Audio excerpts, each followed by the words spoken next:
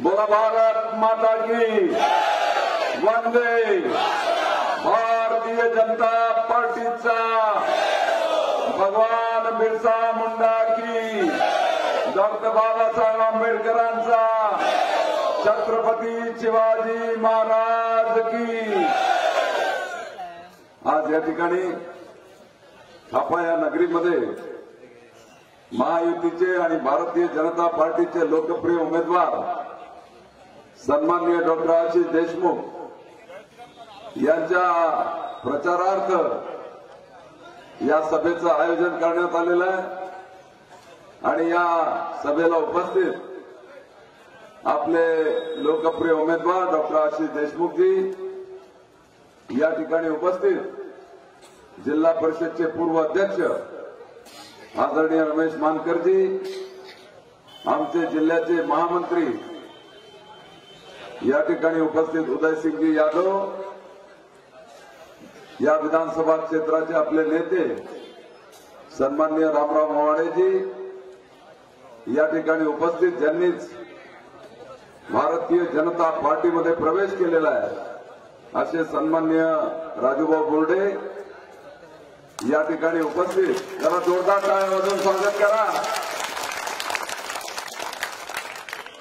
आणि आपल्या या नगरीमध्ये सातत्यानं लोकांसाठी संघर्ष करणारा आपला नेता सन्माननीय खेमराजजी बारापात्रे या ठिकाणी उपस्थित, सन्माननीय भूपेंद्रजी, सन्माननीय प्रफुल्ल मोटेजी, पियुष गुर्डेजी, आमचे या नगरीचे अध्यक्ष अमोल भुतेजी, मंचावर उपस्थित सर्व सन्माननीय नेते मंडळी आणि उपस्थित सर्व सन्माननीय नागरिक भगिनी आणि बंधूंनो, निवडणुकीला केवळ 4 दिवस राहिलेले आणि आपण पाहतोय की संपूर्ण विधानसभा क्षेत्रामध्ये परिवर्तनाची लाट आलेली आहे। आली आहे की नाही आली आहे? जरा जोरानं सांगा, आली आहे की नाही आली आहे? आणि तुम्ही परिवर्तन करणार आहात का? जरा दोन्ही हात वर करून सांगा। मला आपल्या सगळ्यांच्या देहबोलीहून लक्षात येत आहे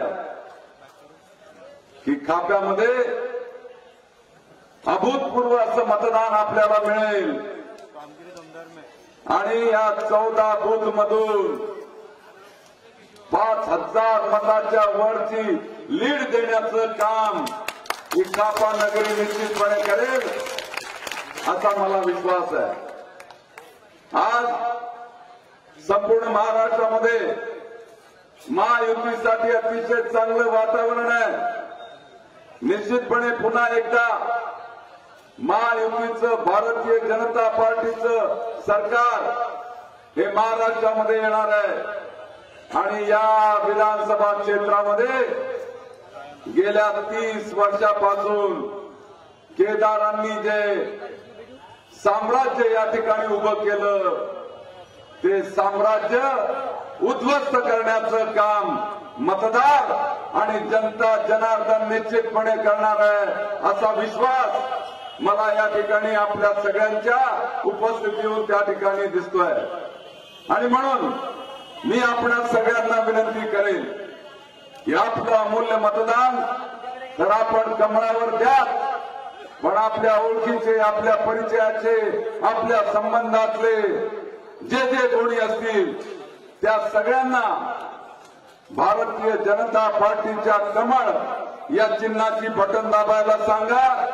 निश्चितपणे येणाऱ्या काळामध्ये हे दादागिरीचं, गुंडेगिरीचं, माफियागिरीचं राजकारण त्या ठिकाणी गाडून टाकत, समाप्त करत, चांगलं राजकारण, युवकांना रोजगार देणारं राजकारण, महिलांच्या पाठीमागे खंबीरपणे उभं राहणारं राजकारण, गरीब माणसाला साथ देण्याचं राजकारण आणि या नगरीचा चेहरा मोहरा बदलवण्याचं राजकारण, या नगरीचा विकास करण्याचं राजकारण ते येणाऱ्या काळामध्ये आपण निश्चितपणे करू असा विश्वास मी या ठिकाणी व्यक्त करतो।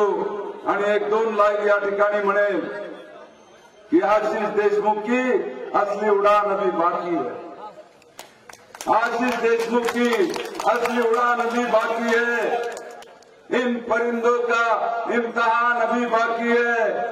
अरे अभी तो नापी है मुट्ठी भर जमीन हमने, अभी तो नापी है मुट्ठी भर जमीन हमने, आगे तो सारा आसमान अभी बाकी है। आशीष देशमुख की असली उड़ान अभी बाकी है। खूप खूप धन्यवाद। यानंतर आपले सर्वांचे लाडके नेते सावनेर विधानसभेचे आपल्या भारतीय जनता पक्षाचे महायुतीचे अधिकृत उमेदवार सन्माननीय डॉक्टर आशिषराव देशमुख साहेब आपल्याला मार्गदर्शन करतील अशी मी त्यांना विनंती करतो।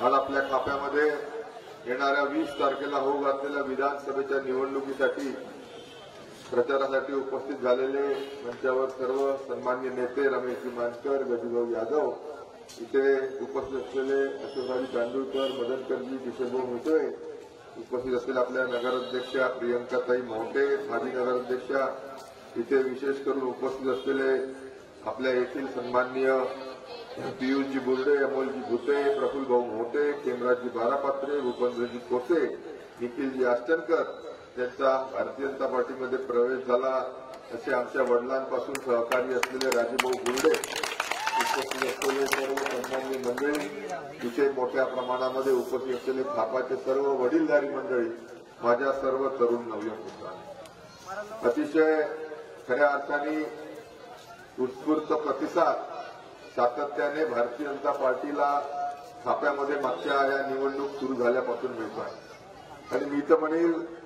काँग्रेसचे 2 लोक बोलून राहिले होते, आमच्या एका कार्यकर्त्याने ऐकलं, ते काय म्हणे, भाऊ खाप्यामध्ये घापाय म्हणजे काय झालं, त्याला जो काँग्रेसने सुनील केदारने शिव्या देतो, खाप्यामध्ये काँग्रेससाठी ही एवढी चीड काऊन आहे, हा एवढा राग काऊन आहे?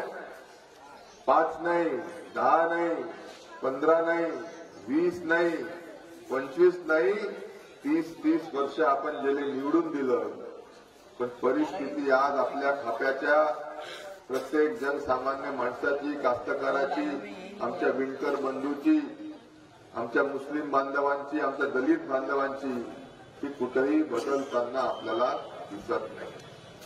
आज परिस्थिती 25-30 वर्षा 40-30 वर्षापूर्वी इथं मी पाहिला, आमच्या वडील आमदार होते, मंत्री होते, तर खाप्याचा एक वैभवशाली परंपरा होती। खाप्याला कित्येक आमदार, मंत्री, मुख्यमंत्री हुरडा पार्टी करायसाठी इथे सदनता होती, इथे एक प्रकारचा दिलदारपणा होता, सेवा सर्वांची परिस्थिती चांगली होती, पण 25-30 वर्षामध्ये या माणसानं आपल्यासाठी काही केलं नाही।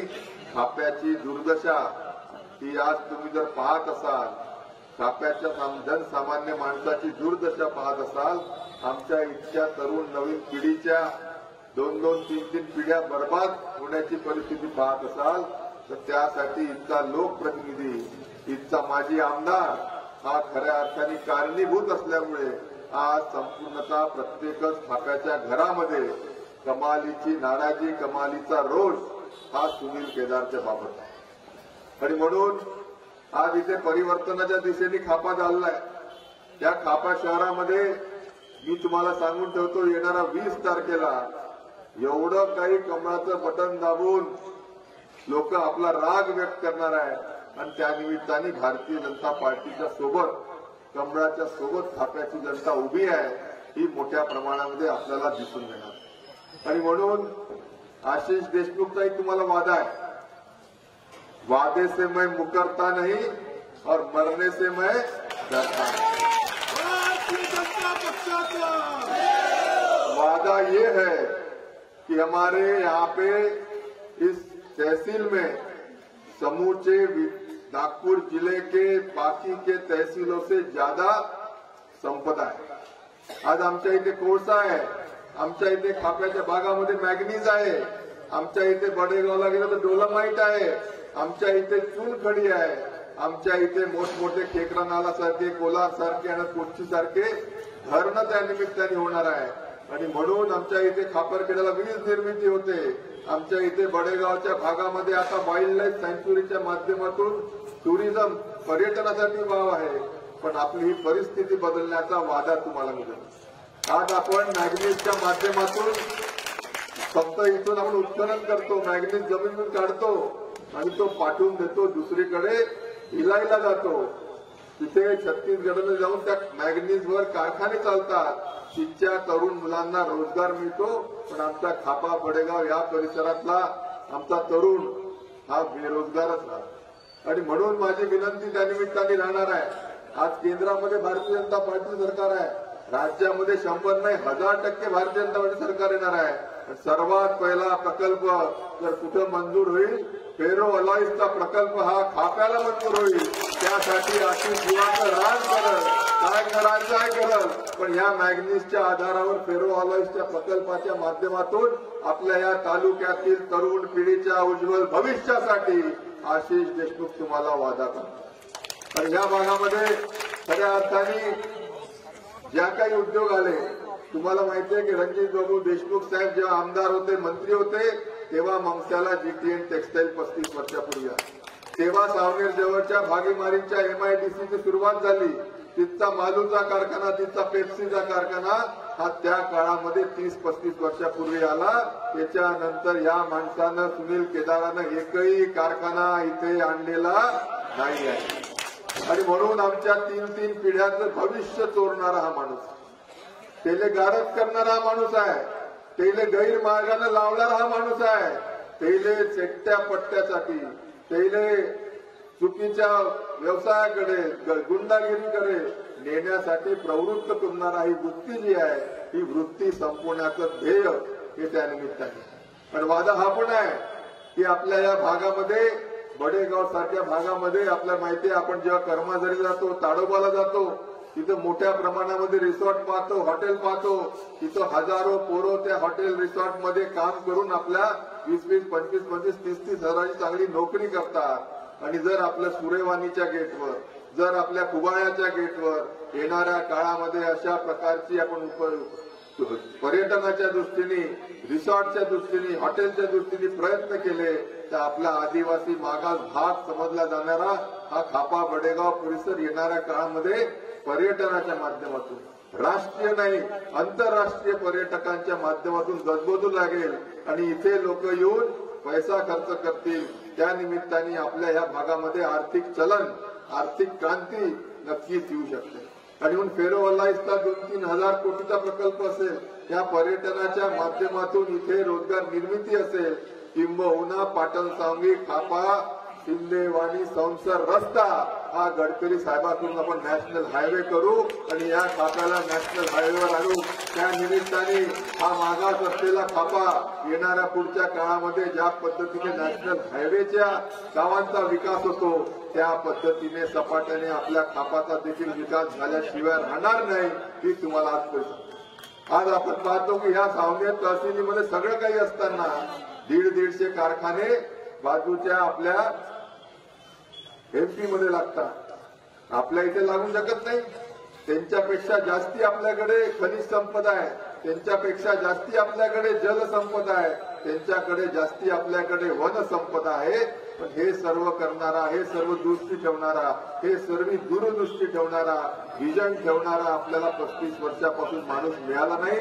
त्यानं जसं मनोहरराव सांगते, एकच काम केलं, कन्हान नदीचं, कोलान नदीचं खोलीकरण करून टाकलं।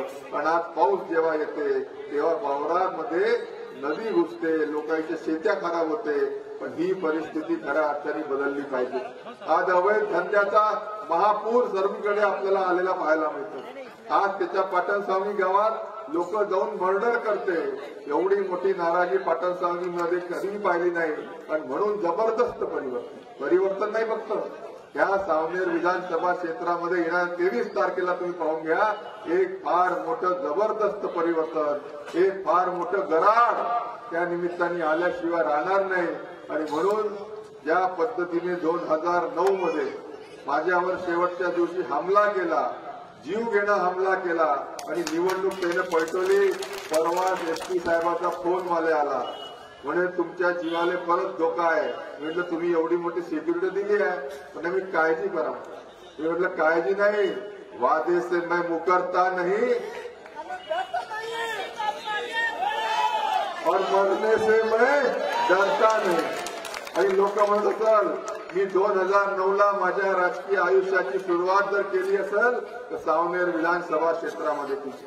2014ला पण मी लढणार होतो, पण शेवटच्या दिवशी पक्षाने जो काही निर्णय घेतला, शिवसेना भारतीय जनता पार्टीची युती तुटली, मानकर साहेब आहे, तेले काटोलची तिकीट दिली होती. ते म्हणे मी हे लढत नाही ना, तूच जाऊन अनिल देशमुखने निपटवून टाकला नाही देशमुख. आता परत इथं आलो आहे मी. बावनकुळे साहेब, देवेंद्र फडणवीस, गडकरी साहेबांना सांगून आलो आहे की अभी जिएंगे यही मरेंगे यही, अभी कहीं जाना नहीं. सावनेर सावनेर आणि सावनेर, सावनेर का विकास ये है आशीष का वादा. और मैं आपको बताता हूँ, मैं जब वादा करता हूँ तो उससे मुकरता नहीं. आणि म्हणून तुम्हाला सांगतो की ह्या सावनेर विधानसभा क्षेत्राचं, खापा परिसराचं, या सावनेर कळमेश्वर तालुक्याचं चित्र बदलण्यासाठी दिवस रात्र आशिष देशमुख आपल्या प्रामाणिक प्रयत्नांनी जिथं जिथं जे काही शक्य असेल विकासाच्या संदर्भामध्ये आमूलाग्र बदल केल्याशिवाय आपण थांबू नये. तुम्ही माझ्यावर विश्वास त्या निमित्ताने करा. तुमच्या विश्वासाला कधीही तडा न जाऊ देता आशिष देशमुख खऱ्या अर्थाने आपल्या प्रत्येकाच्या घरापर्यंत आर्थिक समृद्धी आणण्याकरता प्रयत्नच नाही, जीवापाड प्रयत्न करल. एवढं मी तुम्हाला आजच्या दिवशी आवर्जून सांगतो. आज सन्माननीय बावनकुळे साहेब त्या निमित्ताने इथे येणार आहे. त्यांच्या माध्यमातून एक राज्याचं नेतृत्व हे आपल्याला मिळालं आहे. सन्माननीय फडणवीस साहेबांच्या माध्यमातून राज्याचं नेतृत्व मिळालं आहे. आणि म्हणून आपल्या इथे विणकर, कोष्टी, राजेभाऊ, हेमराज भाऊ, इथे आपल्याला बावनकुळे साहेबांना विनंती करायची आहे तर आमच्या हातमागाचा व्यवसाय हा त्या निमित्ताने कुठेतरी लोप पावला आहे. आपण पॉवर लूमवर गेलं पाहिजे. आमचा इथला हल्दी कोष्टी समाज हा खऱ्या अर्थाने येणाऱ्या काळामध्ये स्वतःचा व्यवसाय ज्या पद्धतीने सोलापूरला असेल, इचलकरंजीला असेल, भिवंडीला असेल, त्याच पद्धतीने खापा असेल, या आणि मध्य नागपूर असेल, या सर्व धापेवाडा असेल, कळमेश्वर भाग असेल, काही मोठ, जिथं जिथं आमचा विणकर समाज, आमचा हलवा कोष्टी समाज आहे, तिथे पॉवर लूमसाठी मोठ्या प्रमाणामध्ये राज्य सरकारकडून सबसिडी मिळाली पाहिजे आणि ऊर्जा मंत्र्याकडून कमीत कमी दरामध्ये वीज मिळाली पाहिजे. आणि आमच्या खाप्यामधला हा कोष्टी समाज येणाऱ्या काळामध्ये आपल्या पायावर उभा राहून व्यवसायाच्या दृष्टीने चांगली अशी त्याची मिळकत व्हावी, यासाठी देखील आपण नक्कीच प्रयत्न करू, असं राजीभाऊ, मेंढराभाऊ इथे उपस्थित प्रत्येकाला त्यानिमित्त सांगू इच्छितो. आज सन्माननीय नितीनजी गडकरी साहेबांच्या माध्यमातून आपण जरा हायवे बनवला, परिस्थिती बदलेल. आज आमच्या आई माऊली या सर्व त्या निमित्ताने रोजगाराच्या निमित्ताने प्रयत्न करतात. आणि म्हणून फक्त हातमाग पॉवरलूम आपल्या थांबायचं नाही आहे. ज्या पद्धतीने रेडीमेड गारमेंटची पद्धत सुरुवात आज सर्वदूर झाली आहे, आमच्या इथे महिलांच्या रोजगारासाठी देखील रेडीमेड गारमेंटचा पार्क आपल्या या कोष्टी बांधवांच्या महिलांसाठी देखील आणण्यासाठी आपण नक्कीच या सर्व राज्य सरकारच्या नेत्यांचा प्रयत्न करू. पण आमच्या या लाडक्या बहिणींच्या मागे सुनील केदार लागला. तो म्हणते लाडकी बहीण योजना बंद करा. त्याच्यासाठी त्यांना त्याचा इलेक्शन एजंट, त्याचा जीवलग मित्र अनिल वडपल्लीवारने नागपूर हायकोर्टात पाठवलं. त्याचं म्हणणं आहे का लाडकी बहीण योजना बंद झाली पाहिजे. तो म्हणते की काँग्रेसची सरकार आली तर आम्ही लाडकी बहीण योजना बंद करू. आणि म्हणून काँग्रेसचं मतदान वाढलं नाही पाहिजे. यासाठी आमच्या लाडक्या बहिणींनी येणाऱ्या निवडणुकीमध्ये भारतीय जनता पार्टीला भरघोस असं मतदान हे करणं हे अतिशय गरजेचं आहे. जिथं जिथं भारतीय जनता पार्टीचे सरकार आहे तिथं लाडकी बहीण योजना चालू राहते. मग ते मध्य प्रदेश असेल, महाराष्ट्र असेल, आसाम असेल, राजस्थान असेल, तिथं भारतीय जनता पार्टीची सरकार आहे, तिथं लाडकी बहीण योजना चालू राहते. चालूच नाही राहत. 1500 रुपयापासून वाढून ती आता 2100 रुपये त्या निमित्ताने होणार आहे. संकल्प पत्र त्या निमित्ताने भारतीय जनता पार्टी महायुतीचं आपल्या समोर आहे, ते देखील त्या निमित्ताने आपण सांगतो. आणि जिथं जिथं काँग्रेसची सरकार येते, तेलंगणा असेल, कर्नाटक असेल किंवा हिमाचल प्रदेश असेल, यायचं खटाखट कुठेही चालू नाही. लोकसभेच्या निवडणुकीमध्ये आपल्याला भुलवण्याचं, भटकवण्याचं काम त्या निमित्ताने सुनील केदारनं केलं. आपल्या डोक्यामध्ये जहर भरून एका चोरट्या माणसाले खासदार त्या चोरानं केलं.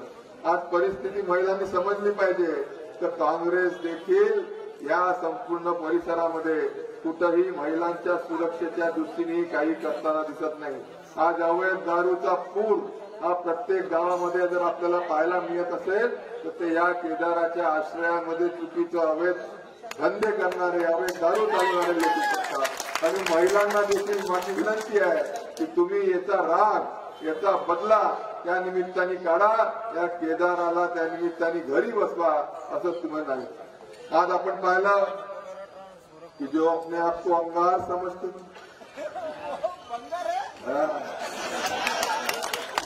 जो अपने आप को अंगार समझते थे वो भंगार हो गए. वो आमदार खासदार जान दो, पाटन सांगवी के ग्राम पंचायत का सदस्य का भी चुनाव नहीं लड़ सकते. 5 वर्ष सजेचे और 6 वर्ष पीपल्स रिप्रेझेंटेशन ऍक्टचे, 11 वर्ष सुनील केदार आता कधी कोणची निवडणूक लढू शकत नाही. हा डॉक्टर बाबासाहेब आंबेडकरांच्या संविधानामध्ये लिहिला. हा त्या निमित्ताने न्याय. आणि म्हणून बाबासाहेब आंबेडकरांच्या संविधानाच्या माध्यमातून जर आमदार 20 तारखेला निवडायचा असेल तर तो मतपेटीतून निवडला पाहिजे. बाबासाहेबांनी असं नाही म्हटलं की राजाचं पोरग, राजाची राणी, घराणेशाही चालणार नाही. मतपेटीतून आमदार निघल, घराणेशाही चालणार नाही. संविधानाच्या नुसार बाबांनो डॉक्टर बाबासाहेब आंबेडकरांनी जे संविधान या जगातलं सर्वश्रेष्ठ संविधान लिहिलंय त्यांनी म्हटलंय सुनील केदार तू अभी 11 साल चुनाव नहीं लड़ सकता. आणि ही जनता सांगल घराणेशाही नाही, मतपेटीतून आमचा आमदार आम्ही निवडून देऊ.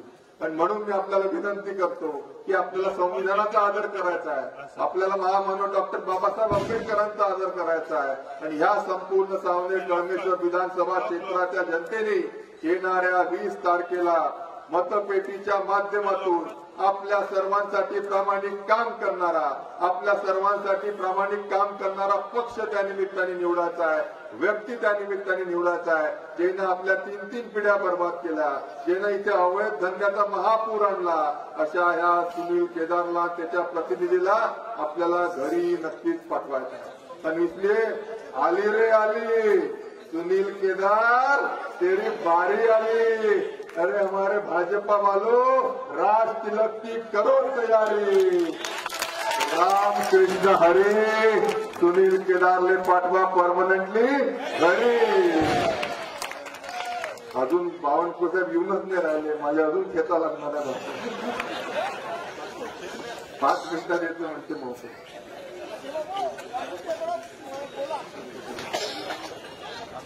आणि म्हणून खाप्यातील लोकांना माझी त्यानिमित्ताने विनंती आहे की ज्या गरिबीच्या खाईमध्ये मागच्या 30 वर्षामध्ये प्रत्येकच आपलं कुटुंब जात. आज महिला सुरक्षित नाही.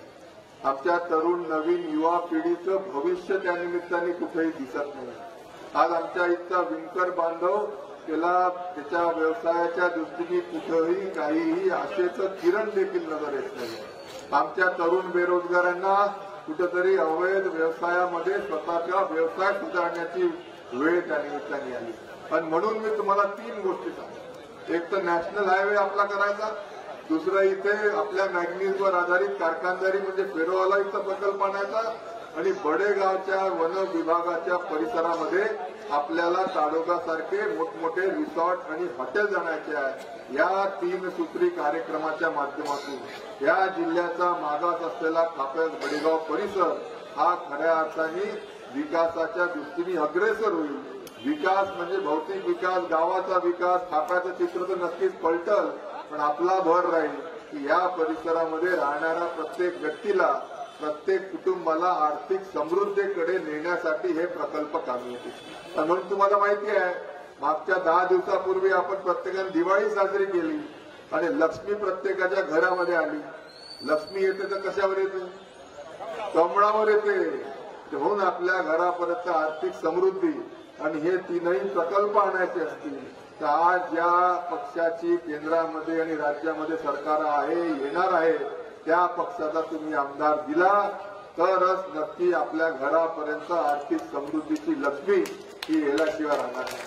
त्याचाही मोठा प्रश्न आपल्या सर्वांपुढे आहे की आमच्या घरचे पोरं येले रोजगार कसा लागला. काहून हे फक्त पान टपऱ्यावर खर्रेच गोटत नाही. ही परिस्थिती बदलली पाहिजे आणि त्यासाठी आशिष देशमुख प्रामाणिक प्रयत्न करल. या सर्व सरकारच्या माध्यमातून डबल इंजिनच्या माध्यमातून हे तीनही प्रकल्प आणि चौथा महत्वाचा प्रकल्प आमच्या विणकर बांधवांसाठी पॉवर लूमच्या माध्यमातून आणि आमच्या महिला भगिनींसाठी गारमेंट प्रोजेक्टच्या माध्यमातून व्यवसाय रोजगार आणि त्याच्या माध्यमातून आर्थिक समृद्धी ही आपल्या घरापर्यंत आणण्यासाठी प्रामाणिक सार्थक परिणामकारक प्रयत्न आशिष देशमुख करल. या आशिषला तुमच्या आशिषची गरज आहे, तुमच्या आशीर्वादाची गरज आहे. ती तुम्ही नक्कीच द्याल अशी हात जोडून विनंती त्यानिमित्ताने करतो. आपण सर्वजण तर मतदान करणारच आहात, पण आपल्यासोबत आपल्या परिचित आपले नातेवाईक आपल्या ओळखीचे तुमच्या प्रत्येकाच्या मोबाईलमध्ये 2-2, 3-3 हजार आजकाल नंबर राहते. या सर्वांपर्यंत या तुमच्या भावाची विनंती पोहोचवा आणि येणाऱ्या 20 तारखेला कमळ कमळ आणि कमळावरच आपण मतदान द्यायला त्यांना देखील लावा. आणि भूतो न भविष्यती आणि अभी नाही तो कभी नाही ही परिस्थिती आहे, ती तुम्ही समजून घ्या. आणि इथे जो भ्रष्टाचारी आहे, जो गैरकृत्य करतो, जो गैरव्यवहार करतो, जो गुंडगिरी करतो, जो सातत्याने दबावाचं राजकारण करतो, तो खऱ्या अर्थाने हात वरती करून धमकवण्याचं काम करतो. आशिष देशमुख असं कधीही करणार नाही. पूर्णपणे नम्रतेने तुमच्या समोर आशिषचं मस्तिष्क झुकून तुमच्याकडे प्रेमाने जीवाभावाने आपुलकीने जे जे काही करणं शक्य होत असेल ते प्रामाणिकपणे आशिष केल्याशिवाय राहणार नाही. आणि म्हणून ह्या संपूर्ण राजकारणाची समाजकारणाची आपल्याला संस्कृती बदलायची आहे. एका चांगल्या विचाराचं राजकारण, चांगल्या लोकांचं समाजकारण ह्या भागामध्ये आणून प्रत्येक जनसामान्य माणसाला न्याय देण्यासाठी काही ना काही करण्याच्या दृष्टीने आपण प्रयत्न जो करतोय त्याच्यामध्ये सर्वांनी हातभार लावावा, सहभाग लावावा अशी परत एकदा आपल्याला हात जोडून त्या निमित्ताने विनंती करतो. आज खापा गावाचं परिसर, खापा हा गाव अजूनही गावच वाटते, शहर वाटलं पाहिजे. आमच्या इथे देखील मॉईलच्या माध्यमातून 200 कोटीचा सीएसआर प्रकल्प जर जात असेल तर सीएसआर प्रकल्पाच्या माध्यमातून आमच्या इथे हॉस्पिटल का नाही होऊ शकत. आमच्या इथच्या लोकांच्या रोजमर्राचे जे आहे, नगर परिषदच्या शाळेला समजा आपण मॉईलला अडॉप्ट करायला लावलं, दत्तक घ्यायला लावलं, एक मॉडेल शाळा. आज प्रत्येकच पोराला पालकाला वाटते का इंग्लिश कॉन्व्हेंटमध्ये शिकला पाहिजे. नगर परिषदच्या जिल्हा परिषदच्या शाळा रिकाम्या, तिथं लाखो करोडो रुपये आपण खर्च करतो त्या मास्तराईवर. शासनाचा पैसा जाते म्हणजे आपलाच जाते, पण आपण खर्च करावा लागते प्रायव्हेट शाळांमध्ये. आपले प्रयत्न हे देखील राहिले पाहिजे का नगर परिषदच्या शाळा या आपण मॉईलच्या सीएसआरच्या फंडाच्या माध्यमातून ज्या पद्धतीने दिल्ली गव्हर्नमेंटमध्ये अरविंद केजरीवालने तिथच्या शासकीय शाळांचा पूर्ण चेहरा मोहरा बदलून टाकला. तिथे आज शासकीय शाळा प्रायव्हेट शाळांपेक्षा कितीतरी जास्त चांगल्या प्रतीने या इन्फ्रास्ट्रक्चरमध्ये चांगल्या आहे, नवीन टेक्नॉलॉजीमध्ये चांगल्या आहे. आणि तिथे जुन्या टीचर्सला त्या निमित्ताने एवढं स्किल अपग्रेडेशन करण्यात आलं आहे की या सगळ्यात चांगल्या क्वालिटीचं दर्जेदार शिक्षण जर दिल्लीसारख्या ठिकाणी शासकीय शाळांमधून मिळतं आणि त्या पालकांचा प्रायव्हेट कॉलेज प्रायव्हेट शाळेमध्ये जाण्याचा खर्च हा वाचतो. त्याच पद्धतीने आपण मॉईलच्या माध्यमातून सीएसआर फंडाच्या माध्यमातून आपल्या या खात्याच्या 1-2 का होईना शाळा ह्या मॉडेल आदर्श करण्यासाठी प्रयत्न नक्कीच करू. हे देखील आजच्या दिवशी मी आपल्याला सांगू इच्छितो. आरोग्याच्या दृष्टीने या भागामध्ये कुठं काही ना काही शासनाचं जर झालं नाही तर लता मंगेशकर हॉस्पिटलच्या माध्यमातून आपल्या गावामध्ये आपण निश्चितच चांगल्या पद्धतीची सेवा देऊ. पण मला तुम्ही सांगा, शिंदेवाडीपासून तर कळमेश्वर पर्यंत एकही चांगला प्रकल्प, एकही लता मंगेशकर हॉस्पिटल सारखं गोरगरिबासाठी हॉस्पिटल, एकही गोरगरिबासाठी जिजामाता असेल सिरोंजी सारखी शाळा या सुनील केदारनं उघडली. एखादी तरी कंपनी उघडली का? एखादं तरी हॉस्पिटल उघडलं का? एखादं तरी या सावनेर तालुक्यामध्ये चांगलं कॉलेज उघडलं का? अरे बाबा, एखाद्या तरी पोराला आमच्या या खाप्याच्या रोजगाराला तुम्ही लावलं का? सुनील केदार तर दाखवून द्या. आणि म्हणून मतदान जर तुम्ही मागत असाल तर तुम्ही 30 वर्षामध्ये काय केलं याच्या आधारावर मतदान मागितलं नाही. लोक ठरवल तुम्हाला द्यायचं की नाही द्यायचं, पण आयती नाराजी सरकारवर आहे म्हणून सांगायचं आणि आयते मत येथे कशाला द्यायचे ही देखील परिस्थिती चुकीची आहे. आणि तेनं जर काही केलं नसेल तर ते मतदान तुम्ही देऊ नका. सन्मान्य बावनकुळे साहेबांचं इथे आगमन झालंय.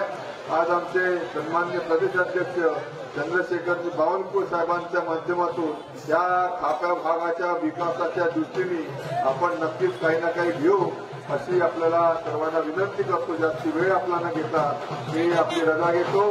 खूप खूप धन्यवाद. जय हिंद, जय महाराष्ट्र. पक्षाच्या बावनकुळे साहब तुम आगे बढ़ो, बावनकुळे साहब तुम आगे बढ़ो.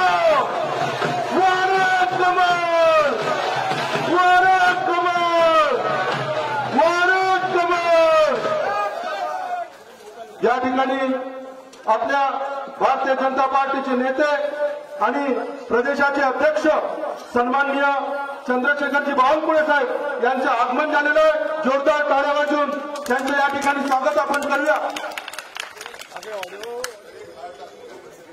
भारत माता की. जोरात खाप्याचा आवाज महाराष्ट्राच्या विधानसभेत केला पाहिजे. भारत माता की. वंदे छत्रपती शिवाजी महाराज की.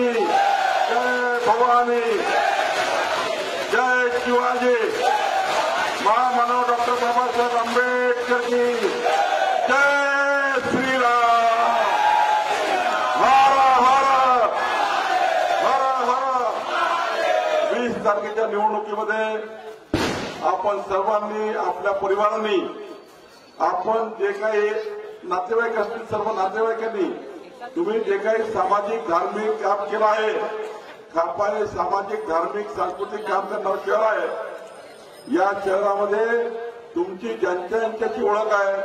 व्यासपीठावरचे सर्व नेते या ठिकाणी आहेत. त्यांचं मी नाव आता घेऊ शकणार नाही, सर्वांनी माफ करावं. बंधू भगिनींनो, तुमची जेवढी ओळख आहे मी तुम्हाला विनंती करायला आलो आहे. ही निवडणूक आता 8 तारखे आहे. ही निवडणूक आता आणि मी तुम्हाला दाव्याने सांगतो आपण 25,000 सावनेर मतदारसंघ जिंकतो आहे. 25,000 जिंकतो आहे. 20 तारखेची निवडणूक ही आशिष देशमुखाच्या नशिबाची नाही आहे. ही निवडणूक रमेश मानकर चंद्रशेखर बावनकुळेच्या नशिबाची नाही आहे. ही निवडणूक 14 कोटी जनतेच्या भविष्याची आहे. या निवडणुकीमध्ये आपल्या 2.5 कोटी लाडक्या बहिणींना 2100 रुपये महिना, 25,200 रुपये वर्षाचे मिळणार आहे.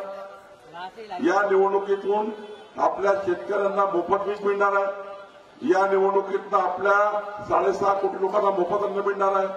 या निवडणुकीतनं आमच्या लहान मुली ज्या शिक्षण शिकतायत त्यांना केजी ते पेजी पर्यंत मोफत शिक्षण मिळणार आहे. कारण इंजिनियर डॉक्टर व्हायचं असेल मुलीला तर पैसे लागतात. आता आपलं सरकार सर्व मुलींना मोफत शिकवणार आहे. या निवडणुकीमध्ये एक सूर्यघर योजना येणार आहे. जे खाप्यामध्ये प्रत्येक घरावर सूर्यघर आपण लावणार आहोत. प्रधानमंत्री सूर्यघर योजना आपल्या मोबाईलमध्ये आली आहे. आज गुगलवर बघा, आजच तुमच्या गुगलवर बघा, तुमच्या युट्यूबवर बघा. आज प्रधानमंत्री सूर्यघर योजनेमध्ये आपल्याला अर्ज करायचा आहे. आणि हे सूर्यघर लागल्यावर पुढचे 15 वर्ष आपल्याला इलेक्ट्रिक बिल येणार नाही. इलेक्ट्रिक बिल येणार नाही बंधूंनो, हे सूर्यघर येणार आहे.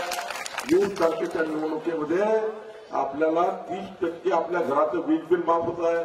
20 तारखेच्या निवडणुकीमध्ये शेतकऱ्यांना 15,000 रुपये आपल्याला बी बियाण्याकरता मिळणार आहे. 20 तारखेच्या निवडणुकीमध्ये शेतकऱ्याची कर्जमाफी होत आहे. 20 तारखेच्या निवडणुकीमध्ये शेतकऱ्यांच्या पंपाचं बिल येणार नाही आहे. 5 वर्ष शेतकऱ्याच्या विजेचं बिल येणार नाही आहे. आपण बिल मोफत देणार आहे, वीज मोफत देणार आहे. बंधू भगिनींनो, 20 तारखेच्या निवडणुकीमध्ये मोदी सरकार आपलं सरकार दोन्ही सरकार मिळून 58 योजना खापा गावाला आणण्याकरता 20 तारखेची निवडणूक आहे. मी 58 योजना वाचणार नाही. तुम्हाला ते पत्र येतो आहे. कुठल्या योजना खाप्यामध्ये येणार आहे. ही निवडणूक विकासाची आहे. काल एक काँग्रेसचा मुजूर नेता मला भेटला, फारच मुजूर आहे. तो भेटला, तो म्हणे आमचं सरकार येणार आहे. म्हटलं कसं येणार आहे? नाही आमचं सरकार येणार आहे. म्हटलं कसं येणार आहे? फारच मुजूर होता. मुख्यच का चहा पे मी सांगतो तुला कसं येणार आहे. बंधू भगिनींनो, भाजपा, शिवसेना, राष्ट्रवादी, अजित पवार आणि अपक्ष मिळून आपल्याकडे 216 आमदार आहेत. किती आमदार आहे? आपल्या जनतेला सांगा किती आमदार आहे? आता 216 आमदार लढताय. मी कामठीतनं लढतोय, देवेंद्र फडणवीस नागपुरातून लढताय, आशिष देशमुख सावनेरमध्ये लढताय, एकनाथ शिंदे मुंबईतून लढतायत. आपले सर्व 216 आमदार लढतायत जे आमदाराला पदावर आहेत. आणि बघा आपण 288 सीट लढतोय. किती लढतोय? 288. आपण 152, शिवसेना 70, 54 अजित पवार. काँग्रेसवाले बघा किती मुजूर आहे. यांच्याकडे किती लढताय? 90. किती आहे? 90.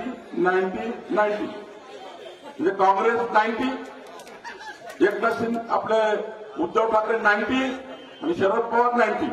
आता 90 घेऊन तुम्ही भलतं समजू नका. 90 सरकार येतं का?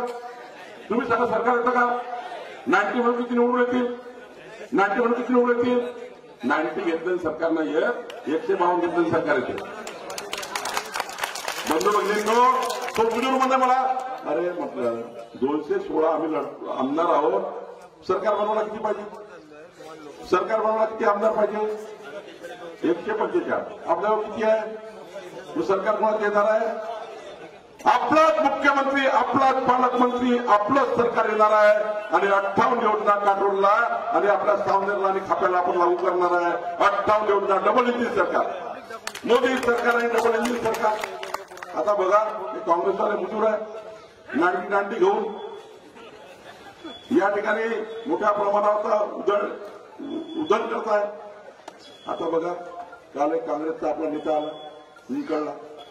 म्हणलं लाडक्या बहिणीबद्दल काही बोलत नाही, पण आपला इकडला ज्यांनी बघा 22 वर्षापूर्वी शेतकऱ्यांनी 22 वर्षापूर्वी मला काही बोलत नाही, मी तुम्हाला वस्तुस्थिती सांगायची.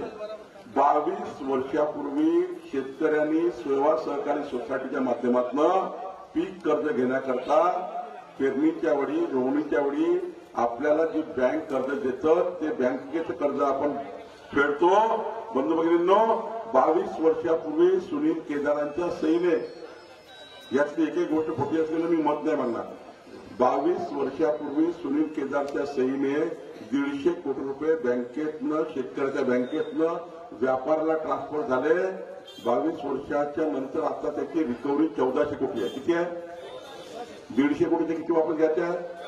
आता बघा 1400 कोटी वापस घ्यायचे आहे. कोर्टाने त्यांना जेलवेळ टाकला. कोर्टाने गुन्हा सिद्ध झाला, कोर्टाने सही पाहिली, केदारांची सही पाहून गुन्हा सिद्ध केला. आता बघा 5 वर्ष जेल झाली आहे. आता सुनील केदार जमानतीवर आहे. कशावर आहे? आता जमानतीवर आहे. जमानतीवर असलेला माणूस आता विकासाची जमानत देण्यासाठी आलाय. असं होतं का कधी? जमानती स्वतःच आहे. स्वतः जमानतीवर असलेला माणूस काय विकासाची गॅरंटी घेणार आहे? अरे आमच्यासोबत आशिष देशमुख सोबत आज विश्वगौरव युगपुरुष, या अखिल विश्वाचे सर्वात लोकप्रिय नेते आशिष देशमुख सोबत अखिल देशाचे, संपूर्ण देशाचे, जगाचे सर्वात लोकप्रिय नेते माननीय नरेंद्र मोदीजी आशिष देशमुखच्या बाजूने उभे आहेत. आशिष देशमुखच्या मागे माननीय नितीन गडकरीजी उभे आहेत. आशिष देशमुखच्या मागे देवेंद्र फडणवीसजी उभे आहेत. आशिष देशमुखच्या मागे चंद्रशेखर बावनकुळे उभा आहे. आशिष देशमुखच्या मागे हे व्यासपीठ उभा आहे. बघा आणि बघा, मला सांगा तिकडं कोण उभा आहे? तिकडं कोण आहे? कसा विकास होणार आहे खाप्याचा? काँग्रेस पार्टी लाडक्या बहिणीची योजना बंद करणार आहे. सुनील केदार म्हणतात बंद करू, वडेट्टीवार म्हणतात बंद करू, प्रणिती शिंदे म्हणतात बंद करू. लाडक्या बहिणीची योजना, शेतकऱ्याच्या वीज बिल माफीची योजना बंद करणार आहे. आपल्यासोबत मला काँग्रेसवाला विचारलं, आम्हाला परवडणार नाही, तुम्हाला कसं परवडणार आहे? हे काँग्रेसवाला विचारला काल मला. आम्हाला परवडणार नाही, आम्ही बंद करणार आहोत. आम्ही शेतकऱ्याची जे वीज बिल तुम्ही माफी दिली आम्ही चालू करू. ते म्हणतात लाडकी बहीण योजना तुम्ही चालू केली आम्ही बंद करू. ते म्हणतात आम्ही शेतकऱ्याला 15,000 रुपये ते बंद करणार. त्यांनी कर्नाटकमध्ये बंद केलं, त्यांनी तेलंगणामध्ये बंद केलं, त्यांनी हिमाचलमध्ये बंद केलं. महाराष्ट्रात बंद करणार सरकारला तर सरकार देत नाही. आता बघा ते म्हणतात मला कसं परवडणार आहे. त्यांना आम्ही सांगितलं आमच्यासोबत असं नेतृत्व आहे, 1,00,000, 2,00,000 कोटी 5,00,000 कोटी लागले तर आम्ही माननीय मोदीजीकडनं दिल्लीवरनं आणू आणि मोदीजींच्या नेतृत्वामध्ये आपण डबल इंजिनच्या माध्यमातून आणि मोदी येतो म्हणून 5 वर्षाच्या ज्या गोष्टी बोलल्या आशिष देशमुखांनी. बंधू भगिनींनो, आशिष देशमुखाला मत देणं म्हणजे चंद्रशेखर बावनकुळेला मत देणं. आशिष देशमुखाला मत देणं म्हणजे महाराष्ट्र सरकारण्याकरता मत देणं आहे. आणि म्हणून माझी विनंती आहे 20 तारखेला आपण 20 तारखेला माझे एक काम कराल का? 20 तारखेला मी सांगितलं काम कराल का? कोण कोण करावं सांगा बरं. 20 तारखेला एक काम कोण करावं आम्ही सांगितलेलं. 20 तारखेला तुम्हाला मी एक काम सांगून चाललो. तुमचं घर कुणाचं? तुमचं घर बाजूचे 3 घरं. किती घरं? बंधू बहिणींनो मी काय म्हटलं, तुमचं घर आणि किती घरं? 4 घरं. टोटल किती झाले? 4 घरं. तुमची 4 घरं. तुम्ही 4 घरं. तुम्ही भाऊ तिकडे भाऊ 4 घरं. तो पाटीलवाला भाऊ कॅप्टनवाला 4 घरं. पक्क 4 घरं. तुम्ही 20 तारखेला सकाळी 7 वाजता उठून 4 घरं घेऊन तुम्ही कमळाची बटन दाबायला जा. 4 घरं घेऊन मी तुम्हाला दाव्याने सांगतो तुम्ही 4 घरं सांभाळा. आशिष देशमुख पूर्ण 5 वर्ष तुम्हाला सांभाळल्याशिवाय राहणार नाही. पूर्ण 5 वर्ष सांभाळल्याशिवाय राहणार नाही. आशिष देशमुखाचं एक इंजिन आहे आणि चंद्रशेखर बावनकुळेचं दुसरं इंजिन आहे. तिसरं इंजिन देवेंद्र फडणवीसाचं आहे. 4थं इंजिन नितीन गडकरी साहेबांचं आहे. सर्वात मोठं 5वं इंजिन नरेंद्र मोदी साहेबांचं आहे. आणि म्हणून माझी विनंती आपल्याला आहे की केंद्र सरकार राज्य सरकारच्या सर्व योजनाकरता आपल्याला एकदा आर पारची लढाई लढा. आणि आता आशिष देशमुखच्या नेतृत्वामध्ये मी तुम्हाला वचन देतो जेवढे कामं कामठी विधानसभेत होईल तेवढेच कामं सावनेर विधानसभेत झाल्याशिवाय राहणार नाही.